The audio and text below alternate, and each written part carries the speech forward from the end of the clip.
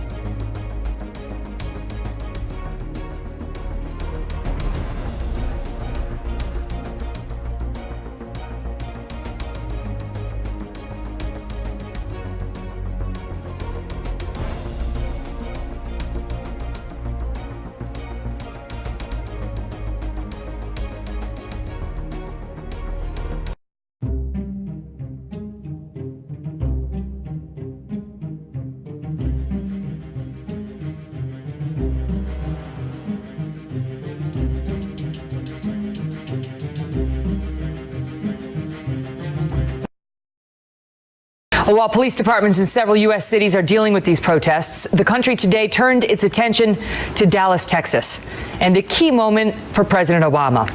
For 7.5 years, our nation's first black president has found himself at the epicenter of the stories involving race and justice in America, at times in part based on his own words, such as suggesting wrongly early on in his presidency that police acted stupidly by arresting a prominent black Harvard professor following a confrontation at that professor's home. You may recall that resulted in the so-called beer summit between the president, Vice President Biden, Professor Henry Louis Gates, the man who had been confronted by police, and Cambridge Police Sergeant James Crowley. Then there was President Obama's decision to insert himself into the controversy surrounding the fatal shooting of Trayvon Martin in Florida, saying, quote, "If I had a son, he'd look like Trayvon."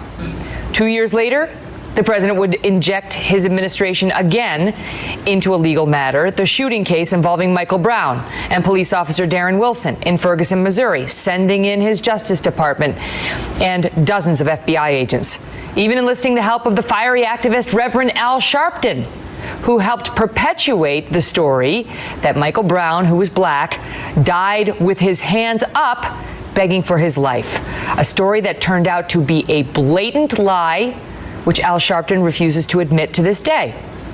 Then 5 days ago, 5 police officers were gunned down by a madman who not only hated cops, but specifically said he wanted to target white cops.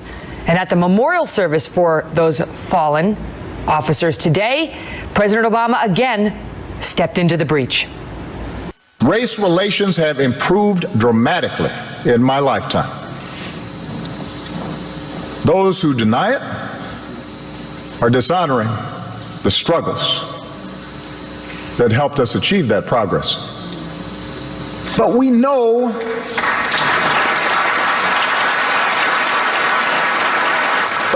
but America, we know that bias remains, although most of us do our best to guard against it and teach our children better. None of us is entirely innocent. No institution is entirely immune. And that includes our police departments. As a society, we choose to underinvest in decent schools. We allow poverty to fester so that entire neighborhoods offer no prospect for gainful employment. We flood communities with so many guns that it is easier for a teenager to buy a Glock than get his hands on a computer or even a book. Was struck by the turn that he made, and especially by that last comment that he made that you showed on the air, where he said, you know, that it'd be easier for a teenager to get a Glock pistol than to get a gun or even a book. Now that's nonsense.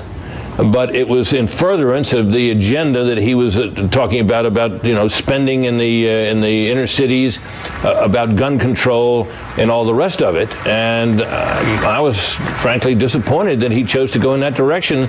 You know, the president has a problem in the sense that to him, I think, racism in America has a white face, never a black face. That's why you heard him say in the aftermath of the hideous murders of the policemen in Dallas that we might never be able to untangle the motives of the shooter.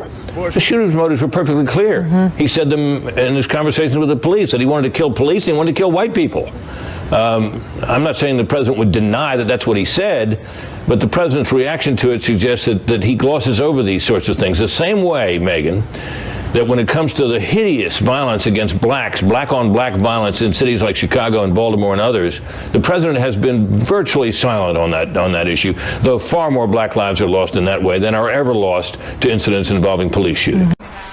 Milwaukee County Sheriff David Clark. So, Sheriff, there are varying portrayals of the police by two world leaders. Those were in different contexts, I want to point out. Do you see a comparison? It's like night and day. Hollande seems to appreciate the work of the police force in France, the intelligence services he mentioned, and President Obama. And I say this with no hyperbole intended. He is the most anti-cop president I have ever seen in my 38 years of policing. He does nothing but sit up there and just tear the American police officer down, finds fault with us. You know, I noticed that he was pointing his finger, sticking actually a finger in the eye, I should say, of white folks, talking about their biases and things like that. He's real quick to talk about how white folks are racist, but he didn't acknowledge the situation in Dallas where you had a black racist. He doesn't acknowledge people or organizations like the new Black Panther Party, a racist organization, the Nation of Islam, a racist organization. But it's always the white man's fault, you know. And America's getting tired of this rhetoric. They really are. And every time he opens his mouth, he just adds more fuel to the fire. Sheriff, I want to ask you this. There are a lot of developments between Nice and the attack there, what we are witnessing right now in Turkey. How prepared are we to have safe conventions? Well, look, the world's on fire. We know that. The United States is upside down right now with some of the things that are going on here. This is Obama's new normal. The law enforcement agencies in Cleveland, they're prepared. They're prepared for anything that might go on. You know, you always hope for the best, but you prepare for the worst. And in that way, no matter what happens, you'll be able to handle the situation. I have complete confidence in the law enforcement that's in Cleveland assembled for this Republican National Convention, as well as the Democrat National Convention. We know how to police these things. We've done it before. Bigger events than this. This isn't as big as something like the Super Bowl, you know, Super Bowl week, some of those events. So I think they'll be fine. There may be some disturbances. There's for sure going to be people who are going to show up that just want to agitate and cause trouble, but they'll be dealt with appropriately. Sheriff David Clark, thank you as always. Call for white people like myself to put ourselves in the shoes of those African-American families who fear every time their children go somewhere, who have to have the talk about, you know, how to really protect themselves when they're the ones who should be expecting protection from encounters with the police.